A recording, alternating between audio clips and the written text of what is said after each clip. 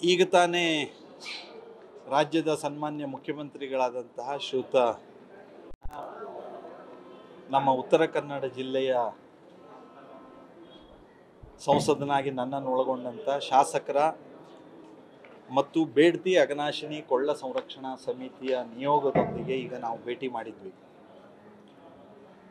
ನಮ್ಮ ಜಿಲ್ಲೆಗೆ ಇತ್ತೀಚೆಗೆ 3 ಬೃಹತ್ ನೀರಾವರಿ ಯೋಜನೆಗಳ ಕುರಿತಂತೆ ಸರ್ಕಾರದ ವಿವಿಧ ಹಂತದ ಅನೇಕ ಆಡಳಿತಾತ್ಮಕ ಪ್ರಕ್ರಿಯೆಗಳು ನಡೀತಾ ಇದೆ.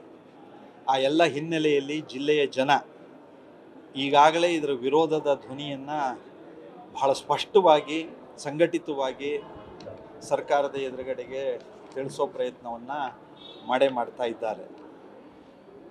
ಬೇಡ್ತಿ ಅಘನಾಶಿನಿ ಕೊಳ್ಳ ಸಂರಕ್ಷಣಾ ಸಮಿತಿ ಕಳೆದ 30 ವರ್ಷದಿಂದ ಸ್ವರ್ಣವಲ್ಲಿ ಮಠದ ಪೂಜ್ಯ ಸ್ವಾಮೀಜಿಯವರ ನೇತೃತ್ವದಲ್ಲಿ ಜಿಲ್ಲೆಯ ಎಲ್ಲ ಮಠಾಧೀಶರ ಎಲ್ಲ ಸಂಘಟನೆಗಳ ಪರಿಸರವಾದಿಗಳ ಸಹಕಾರದಿಂದ ಜಿಲ್ಲೆಯ ಸಮಗ್ರ ಅಭಿವೃದ್ಧಿ ಆಗಬೇಕು, ಅದರ ಜೊತೆಯಲ್ಲಿ ಪಶ್ಚಿಮ ಘಟ್ಟದ ಈ ಸೂಕ್ಷ್ಮ ಪ್ರದೇಶದ ಸಂರಕ್ಷಣೆ ಮಾಡಬೇಕು ಅನ್ನೋ ಹಿನ್ನೆಲೆಯಲ್ಲಿ ಪ್ರಯತ್ನಗಳು ನಡೀತಾನೇ ಇದೆ.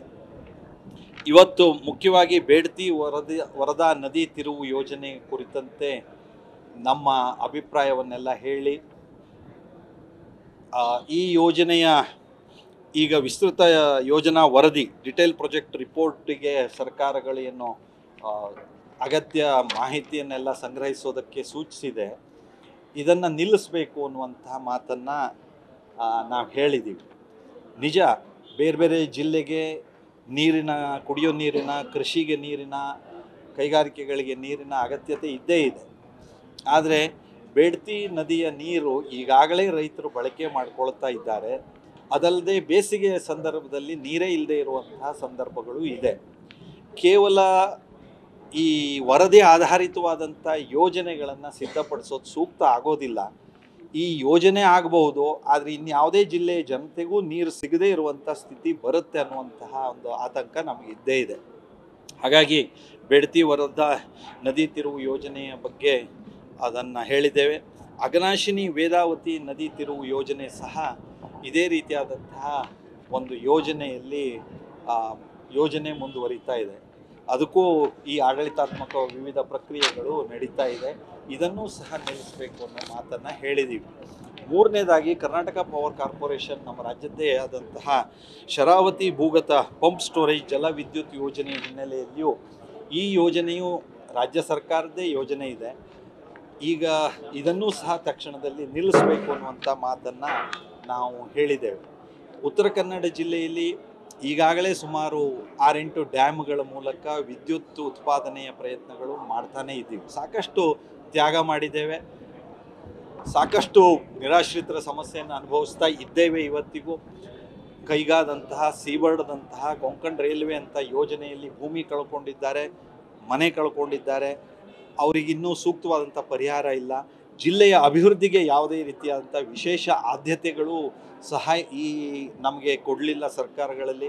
ಹಾಗಾಗಿ ಜಿಲ್ಲೆಗೆ ಮತ್ತೆ ಈ ರೀತಿಯ ಯೋಜನೆಗಳು ಬರೋದರಿಂದ ಅಲ್ಲಿಯ ಜನಜೀವನಕ್ಕೆ ತೊಂದರೆ ಆಗೋದ್ರ ಜೊತೆಯಲ್ಲಿ ಪಶ್ಚಿಮ ಘಟ್ಟದ ಈ ಪ್ರಕೃತಿಯ ಮೇಲೆ ಬಹಳ ದೊಡ್ಡ ತೊಂದರೆ ಆಗೋದಿದೆ. ಈಗಾಗಲೇ ಭೂಕುಸಿತಗಳಾಗಿದೆ.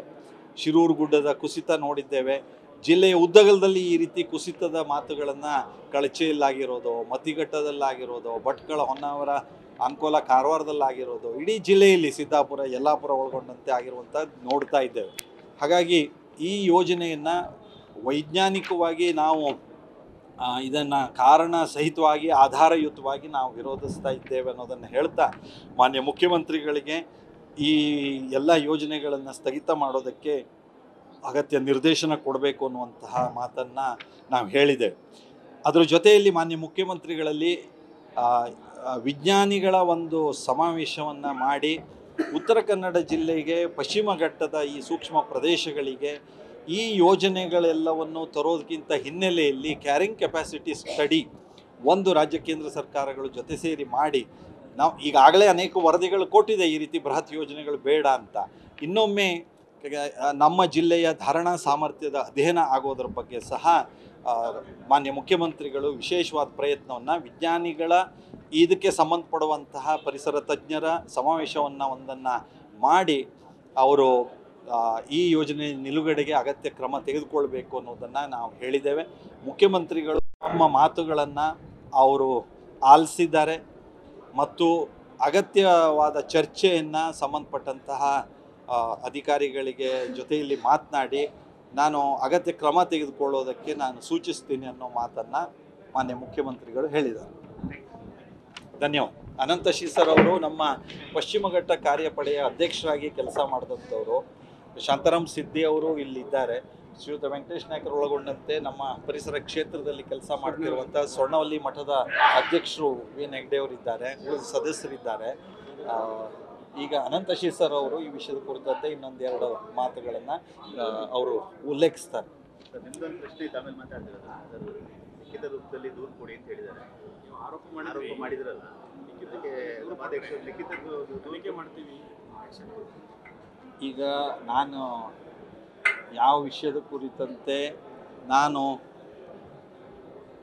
ಶ್ರೀಯುತ ಯು ಟಿ ಖಾದರ್ ಅವರು ಸಭಾಧ್ಯಕ್ಷರಾಗಿ ಆಡಳಿತದ ಸುಧಾರಣೆಯ ಹೆಸರಿನಲ್ಲಿ ಭ್ರಷ್ಟಾಚಾರದ ಹಗರಣಗಳು ನಡೆದಿದೆ ಅನ್ನುವಂಥ ಸಾರ್ವಜನಿಕ ವಲಯದಲ್ಲಿದ್ದಂತಹ ಎಲ್ಲ ವಿಷಯಗಳನ್ನು ನ್ಯಾಯಾಂಗ ತನಿಖೆಗೆ ಒಳಪಡಿಸಿ ಹಾಲಿ ನ್ಯಾಯಾಧೀಶರಿಂದ